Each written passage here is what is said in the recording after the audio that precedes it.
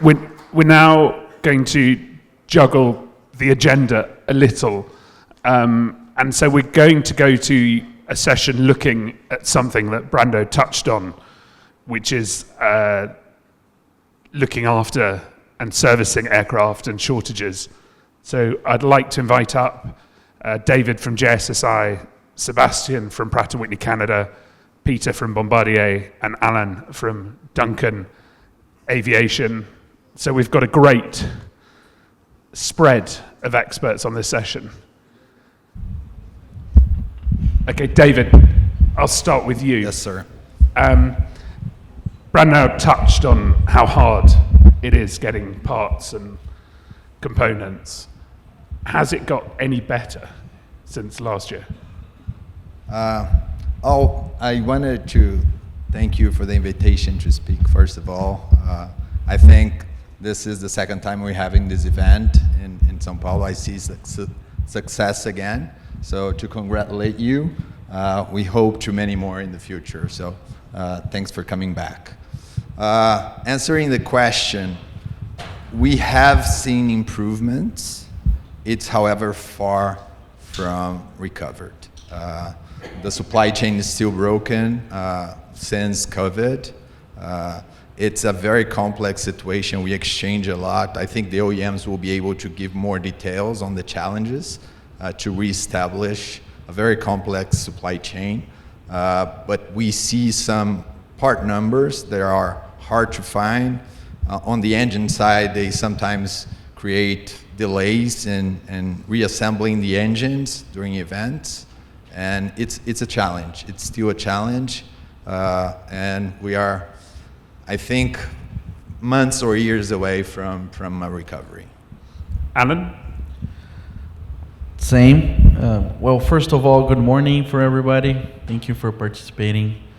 We have been receiving as well pretty much the same issues with plane parts supply chain on our services that we provide on the engines and also on the maintenance, the line maintenance, not just for the APUs, the engines, and the airframe. Parts has been an issue, you know. So what we have been doing to try to minimize that is for sure like planning as much ahead what we know, so we can minimize any further impacts. Because what happened is during the services and the engines, after you open it, you know, you're providing, doing an overhaul, and then there are parts that it depends on the condition. So not necessarily you're gonna know exactly what's gonna be needed for that engine, or even the parts at the aircraft.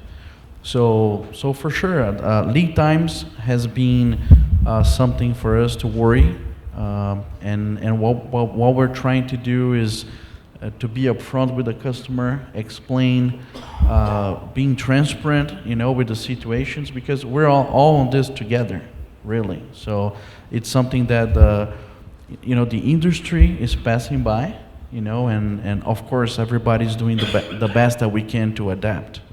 So. Are there any, when you have a customer and they take their aircraft to Duncan are there any areas which you get really worried about, you know, like APUs or engines or? Yes. So especially like engines, for sure, when we're doing major overhauls. Not line maintenance. Line maintenance is like our day by day. But for sure, like during like a major inspection, you know, it could be 180 months on a Bombardier, you know, or 120 months, where you have more access to different areas of the aircraft. You're opening all the panels, you know, so the probability of having a part and a lead time, then it becomes more like a concern for sure.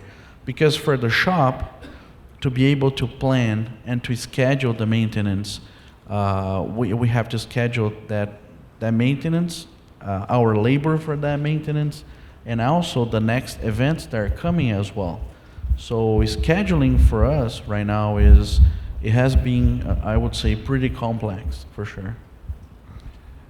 Sebastien, I know we're not here to try and beat up the OEMs. I know you guys have been working flat out on this. Do you think it's getting better? First of all, thank you for the invitation, Al, and the organization of CGI. It's always a pleasure to be here. I'll make a confidence to you. I can bet $100 that in 5 years from now, we're going to talk about supply chain. It's a complex environment. It's getting better, yes, I think overall. But we have to remind ourselves that we are living in a very complex ecosystem that is, I would say, highly regulated, highly sophisticated, with low volumes. We only produce 5,000 airplanes a year, so the numbers are low compared to other industries. Often we have only 1 or 2 suppliers of critical parts, and you're always at the mercy of out of your control elements. Who could have imagined that 3 of your main suppliers would have a fire in their factories within 2 months? Parker Lord, SPS that does casting, Chicago Mag from magnesium, all happened within 1 month. Add on top tariff situation, it's very hard to predict. But I can tell you one thing, the supply chain team back at Pratt, I mean, this is one of the areas I would not apply for a job. They're working 24/7 and they have no break in order to make it happen. And all of our shops, the production, the assembly line, it's at full capacity. So. And a comment, Sebastien, we were preparing for the meeting, but one thing he brought that I think is very interesting, if we look how broad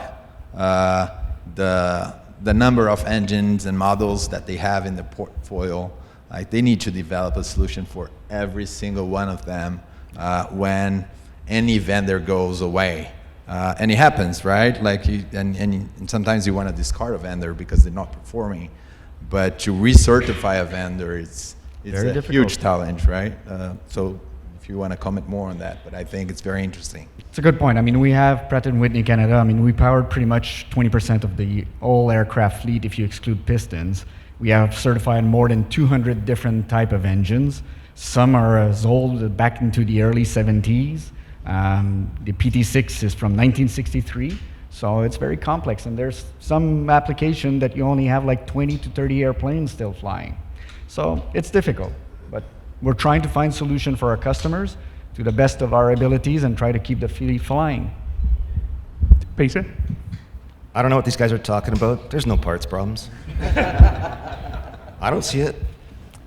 All joking aside, I joined Business Aircraft in 2017. I thought, and I'm a technical guy, I came from parts, the technical side.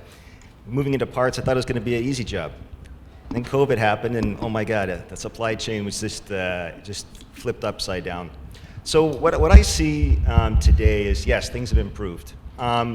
There's 2 options you could have went. You could have partnered up with the suppliers, or you could have went in there with a hammer and beat them on the head, right? We took the partnership approach, right?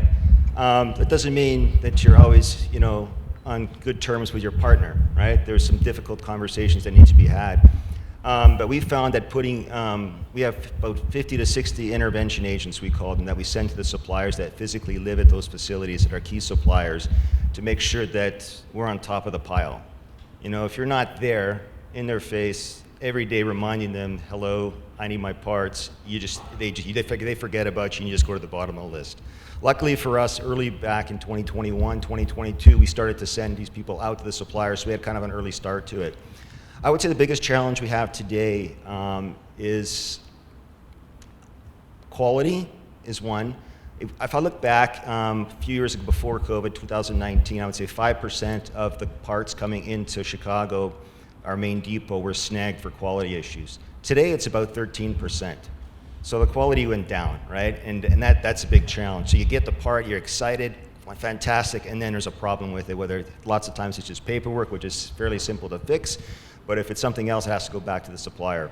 So that's been a real challenge. The talent pool, after COVID, a lot of vendors laid people off, so that talent, that knowledge left, and it didn't come back. It's not back yet. That's why you're getting those quality issues, right? So the key now is to retain the people that you hired. Keep them in the company so they learn, they get better, and they get to the point where the people that left before, they get those skills back. But that's going to be some time.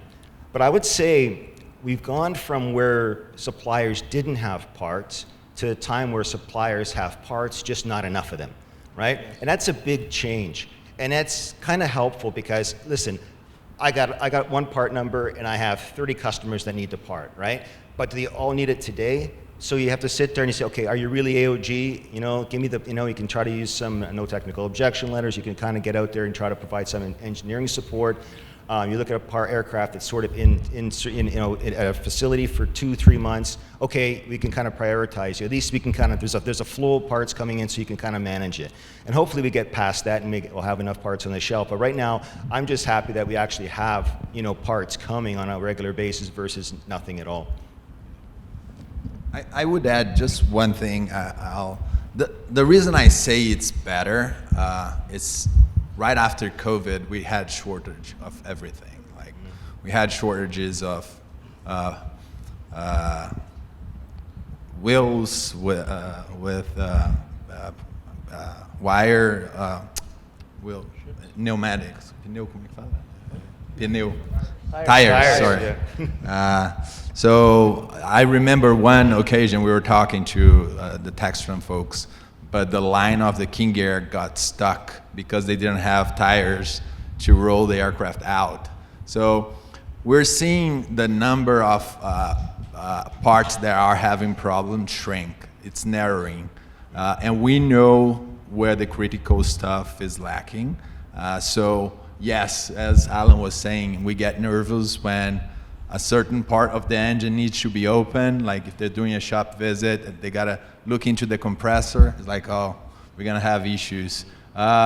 So I think right now it's narrowing. Like we know the parts that are lacking better, and the number of parts that are short now is definitely smaller than the past. So that's why I say it's better, but it's still affecting the turnaround time. So the turnaround time has improved, but not substantially. I agree with David. We see the same, like you were mentioning as well. Like we're learning, how to, as well, since we have COVID, how to deal with and manage with the situation of the parts, and like if it is really an AOG, so we classify better. So I think we got much better. I think there's still some ways to go, and there's a lot of people also that I see that is retiring as well. I think so. I also see like a change in generation right now, and they have a lot of experience. So we have to make sure that internally in our companies that we pass along those experiences as well. So this is also part of the delays that we have also in parts and workmanship sometimes. So yes. So 31% of the audience thinks things are getting better, which is better than last year. But just as you are starting to solve some of your supply chain issues, I don't know if you've seen the news, but tariffs have been announced recently. Really? No clue what you're talking about. Do we see tariffs causing supply chain issues, or does it just mean that parts and components will get more expensive? I think it's a bit early to know the exact impact. And joke aside, last time you had a planned session in London to talk about tariffs, because the next day the tariffs were going to be imposed, and by the end of the day, we got a 90 days push. So it's really hard to say. I don't think it has now disrupted the supply chain itself. We've positioned many engines into the US to support the fleet so that it is minimized. The one thing is that obviously we will comply with regulation once we know exactly what the regulation is or how it's going to go. going to cope. We have an election in Canada in a couple of weeks from now, so hopefully we'll see that a new deal or some sort of an agreement with the U.S. and Mexico can come back and have, I think, positive impact for both of our business. So far it's really hard to grasp. I think it's something that we're going to look again in 2 years and say, okay, what was it a cause of the disruption or some other elements? But I just want to point out one thing, so to give a little bit of I would say, hope to our audience here. The turnaround time in the MRO shops, so in the overall shops, have improved by 20% from 2024 to early 2025. We're nowhere near the 70 days of turnaround time to get an engine in the shop and get it out. But it has greatly improved, and we're seeing that continuous improvement. So that's a good news, I would say. So it's just it's a very resilient business. And if it didn't collapse with COVID, it's a sign that we are in a fantastic business, that overall people will keep on flying. So I think we're lucky to be in that business, in my opinion. If I may add, like what I see from the supply chain side and the impact of tariffs is more around when we go to clear parts in customs, there's certain paperwork that needs to be provided, and that paperwork needs to come from the supplier. And the supplier is ill-equipped to give us that paperwork in a timely fashion, right? So they're inundated with custom clearance requests, and they got to dig up paperwork. And sometimes, if the part is 20 years old, you got to find out how much aluminum's in that part. It's difficult to find that information, right? So in the beginning, they were all scrambling. Nobody was ready. Now we're seeing it's getting better. There's some improvements happening. So I'm hopeful that now they know how to kind of deal with these tariffs. But again, they change frequently, right? So we're taking the approach. We're just sitting back. We're letting these things happen. There's a lot of emotion. There's a lot of activity going back and forth. But we're not going to panic. We're just going to sit, see how this all transpires. In a couple of months, hopefully we'll have a better idea of where we're sitting, and then we'll make some decisions at that time. Peter, how important, not for Bombardier, across the industry, how important is Chinese aerospace manufacturing? Well, fortunately for us, we don't have a lot of activity out in China. For us, it's mostly Taiwan. Primarily, most of our components are coming from the U.S., so we're sort of shielded from a lot of that, and a lot of structural parts do come from Mexico. So again, within the North American group, it's over 50%, if not 60%. So not a lot of impact from China, but the suppliers are getting components from second, third tier suppliers. Where are they getting the parts from, right? That's the question, right? Because that one little component is what's really going to impact the completion of the part or the repair of that part. We saw that with the Russian sanctions with the titanium. That was a huge. A lot of suppliers were using titanium from Russia. It wasn't that titanium wasn't available; is that now your costs went through the roof, right? So there's alternate sources of supply, but that just means typically adding cost to the product. Do you want to mention anything about tariffs? Yes, we're internally studying as well how it affects us as well as a maintenance shop, and we have parts coming from all over the world. So right now, I think like everybody, we're kind of adjusting and seeing case by case. Documentation and paperwork, like you mentioned, wasn't one of the big issues for us because the changes was right on top of the time, so we didn't have any time to adjust, even internally in our systems. So we're making those, I wouldn't say corrections, we're adapting to that right now, so we can provide the correct documentation, so to speed up the parts. But really, knowing the costs for all that right now, that's a question mark. We're still studying that. And working on that. We don't have one answer at this point at a time. So we're going to have to see how everything settles down.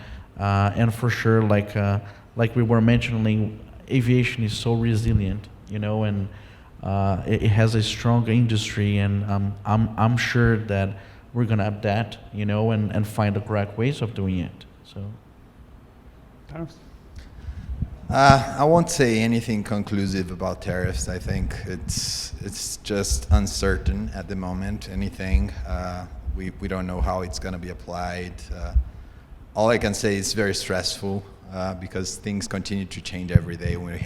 It takes a lot of energy and labor from the team trying to figure out what the impact are. JSSI is overseeing about 300 major events on engines per year. So, and we send engines everywhere. We get parts from everywhere, and that becomes a real issue for us to see how tariff could impact the cost. So yes, it's a very stressful topic for sure on globalized industries such as the general aviation. Okay, we have a comment from the audience, anonymous, saying manufacturers need to partner with operators and jointly communicate with end users to manage expectations. This needs to be formalized. If I may, that's very challenging because everything changes daily. For example, you're expecting the supplier to ship you 5 parts this week, and you're going, okay, fantastic, and then they don't ship, or they get stuck in customs, or they get stuck at the freight, or it gets damaged en route. Then you have to change very quickly, right? And it's so dynamic that staying on top of the communications is super challenging. For example, I have one part number where I have 40 AOGs for, okay? So we got a queue of who's next, right? Well, if I was expecting 2 windshields or 1 broke or got damaged, now I'm only getting 1 in the week. I have to now call 30 people and say, okay, by the way, or communicate somehow that you're not going to get it now next week, you're going to get it the week after, right? And those conversations, as you can imagine, aren't very pleasant, right? They're very difficult conversations to have. So we do our best to try to communicate, but it's so challenging because things change so quickly that it's certainly a challenge for us to kind of give you the very up-to-date communications. Peter, who gets the part first? Is it the person who shouts the loudest or the person who's nicest to you? No, we try to be first in, first out, but again, we're challenging AOGs, right? So people lie to you, unfortunately, right? Oh, I'm AOG, sure. So I say, send me a picture. Let's say the windshield's shattered. Send me a picture. And they send you a picture. Hey, that's the same picture you sent me a year ago. No joke, right? So we're now at a point where customers know that we can tell if they're lying, right? So there's more of a partnership and relationship, and we're honest. We say, listen, I'm getting 2, 3 this week. You're number 4 in line. We'll try to give them some idea. If you're in a service center, you're going to get some priority. If you're a smart services customer, you're going to get some priority. So there's a queue, a pecking order of what you get. But typically, we don't want to play the game where you're a friend of somebody and you get pushed up the queue kind of thing. It's just not fair to everybody, right? We try to be as balanced as possible. I'll take this one a little bit from a philosophical point of view. I tend to agree with that anonymous person. We have to be a little bit more transparent. And I think now we're starting to see the tools that will be out there. I talked about a year ago that we have to digitize all of our process. We're going to do more and more self-serve, so people can do the transaction online because we just don't have the manpower to support the fleet. The fleet is growing, and our resources are basically flat. So that implies that you have to be more transparent so that people can expect how much you're going to pay, how long it's going to take, just like what we are doing when we're buying something on Amazon. You know exactly the price and you know exactly when it's going to come in and you can track it. This industry has to take and adapt and use the best practices from e-commerce. And I think this is what we're engaging. It's difficult because, again, the volume is still low, so the business case to make those IT changes are difficult. But that person is absolutely right. We have to be a little bit more transparent. We've been working with organizations like Aviation Week just to disclose a little bit of more information about like pricing of an overall, what to expect, what are the cycles, what's the enrollment rate of each platform onto the programs. People don't know. And I think there's a need to know that for the PW800, 80% of the customers are on ESP. And that's with information out there that people can take the right decision. So I tend to agree. We have to be more vocal and more transparent as an OEM. I was going to add technology as well is definitely going to help. You know, we say AI, okay, and what we find at Bombardier is that our customers like to speak to human beings. So we've decided we're going to have real people answering the phone if you want us, right? But we can have them helped with AI, right? So AI can give them a knowledge base. It can give them access to information very quickly. What we're also we're introducing in the next month or two is we're going to put, we're already putting GPS trackers on our AOG shipments, but we're going to expand that. So I get a lot of phone calls, a lot of questions. Where's my part? Where's my part? Well, if you have the GPS tracker, you'll know exactly where your part is, right? And you're not going to call us. You're not going to bother us. So just to get rid of some of that, administrative burden, we can push on to the customers, because you can go check yourself and you can see where your part is from the tracker. So that's going to get introduced here in the next couple of months here with our partners Sterling and K&N. But AI is the future. The problem with AI is data, and the data in has to be good. And I don't know about you, but it's a challenge to have good, clean, data. You got information from years that's been sitting in your system, and that has to be cleansed first. So that's one of the projects we're doing. We're going cleansing the master data, making sure that as we move forward into the AI environment, that the data is good and clean, so you get good information back. And the OEM is very well positioned to get the data, and that's key. I mean, engine, especially the newer platform, transmit a lot of information, way beyond than what you would do like in basic trending. And with that information, we can take better decision and planning. I mean, we're developing some algorithm for, do you replace or you do repair a parts? And what's the best economic for both parties? And this is, I guess, the unique position when we are an OEM. You have all that information, and we can take clever decision to support the fleet. Allan?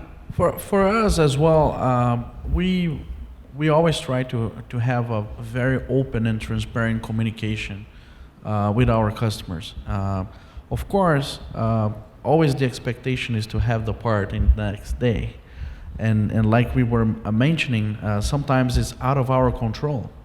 And I think this is one of the toughest conversations, that normally we have to have, with the DOM or even with the owner of the aircraft, because we understand that it's a tool, the aircraft, and being available, the aircraft is the most important thing. So we always have a very open conversation, on what we see, how we're tracking the part, the information that we have from our vendor, that will be providing that part. They can also, we have a system that they can, if they're looking for some parts, they can see if there's availability directly. But for sure, we're communicating everything that we know, and being very close and personal to the customer. So we try to do that at the best way that we can, so we can prepare and have that information, for you that are working as well with the owner of the aircraft. We understand that situation. We care about that. We know that's important, and we're trying to do the best that we can on that. So with technology, I think there are better ways to do, and I think everything will be improving from time to time. But for sure, we're communicating everything that we know, and trying to prepare everybody. And of course, when things change, that's when we have issues. But we, even through those, we're trying to make everything we can, to expedite, to find other solutions. In our cases, sometimes we're able to manufacture some parts, of course, with the authorization of the OEM, and that it speeds up, and we can provide some other solutions to the customer, and always being very creative, seeing sometimes if we can repair in a different way. Of course, repair will take more time, or exchanges, we have a limit of parts. So we're always taking all those into consideration, for sure, to take care of all the customers. Okay, we have a statement which is very similar, saying, do OEMs plan to share financial penalties with operators? I'm guessing it's a no, so I'll move on. We have a question for Pratt and Whitney Canada and JSSI on loaners. And I think we all knew that question would come up. How are you coping with the demand for loaner engines, which is created by the problems we've already discussed? As I said, I mean, it's a very complex ecosystem. We have over 1,000 engines in the rental pool to support the fleet. Are there any platform that is more difficult than others? Absolutely. We all recognize that. I mean, if you ask any of our CM or FSR, they would love to have solution all the time. I'm looking at Gustavo here. I mean, he was talking to me yesterday. He's missing having something to provide to customer is not a good feeling. We're investing in the pool year after year. You have to cope with the demand of the new aircraft deliveries. We're partnering with others to support the fleet. The attrition of the fleet is also not as huge as it used to be. So airplanes are flying longer. It's creating more strength on the demand. Turnaround times in the shops are longer than before. So you get into those situations. That being said, I think you will see some improvement, but clearly never as fast as what people would like. Do you think there's a chance that we might see the older aircraft that probably would have retired, but were, when we had the post-lockdown demand surge, a lot of older aircraft probably had one more owner than you'd have thought they would have had? Do you think if we have a slight slowdown, we could get rid of some of the ones which cause a lot of headaches? Maybe, but right now, the demand is so strong. I mean, I was listening to Richard Aboulafia the other days, almost to a point that there's no point to put in an order because it takes so much time to get an airplane. It takes years now. So people are keeping those older assets because they need to fly. It's a business for most of them. It's not just for leisure. It's often a business tool. Yeah. So they need those assets to fly. They would like to have the latest and greatest, but they need it for their business purposes. So, I mean, the timeline, in some cases, it's very long. Other places, it's shorter. So I see two trends. Very popular a platform like a Phenom 300. Yeah, it's a bit more difficult. There's so many of them. And older platform like a Dornier 328, which Pratt operates, there's only 21 airplanes left. So, yeah. Well, no, actually, no. There's only a few just to support this one. So it's a very difficult question to have like a silver bullet answer. Well, from JSSI side, we have been investing a lot in loaners. We basically doubled our loaner assets between engines and APUs. We own over 100 now. So we're being very strategical about it. I think engines, they mature and they get like through overhaul season, and we see this. The Phenom 300 is a very hot topic right now because there are so many of them going through overhauls. They're reaching the 5,000 hour mark, and it's a struggle for us. So we have really increased our pool of those engines. I think the turnaround time on those engines specifically is improving. So the domino effect is kind of reverting a little bit because we had a queue of engines to get into the shop. This queue has been reducing now lately, and we are able to support more customers. But yeah, the pool we had before of engines between us and Pratt had a lot of engines for that engine model, but we have to add to that as well, and we've been investing in it. It's not just a question of the pool. I think what's going to be essential, and people have to realize, planning is going to be key here. Mm-hmm. Because if you're on a program, we can plan when the event comes. There's also tools like, because being the authority, the design authority, we can issue DAA letters. We get the data, we can look at it, so we can extend the TBOs so that we can plan properly to minimize the impact on the customer's operation. So there's some other ways to address this question other than just like brutal engine pool numbers. I was going to mention exactly that. On for instance, I can give you an example on Honeywell engines. If you know more or less how much you fly per month, and then you can plan ahead when you're going to have your MPI or CZI, and of course, normally in the case of, it depends on the programs and your contract, of course, but then having the rental engines, you can plan ahead on that, so, working with a company that is going to provide you that service, if you plan ahead, and you can be on a list that you're going to be a rental engine. So that's going to make it easier for everybody, and you're already going to have be on a list that they know you're going to need a rental engine, and then the company that will be providing the overhaul knows that, the program knows that, and you can plan on this. So not waiting until when the engine is really due, and then you're going to have issues on having loaners or rentals and things like that. Cool. I think we should stop now because 67% of people, 65, are more optimistic having heard you guys. It's good. And I think the key takeaway is that AI is very important. With AI, you can very easily generate a photo of a broken windshield. And it makes a big thing. So thank you very much to the panelists. And 67% of the audience are feeling better now than they were before. So well done.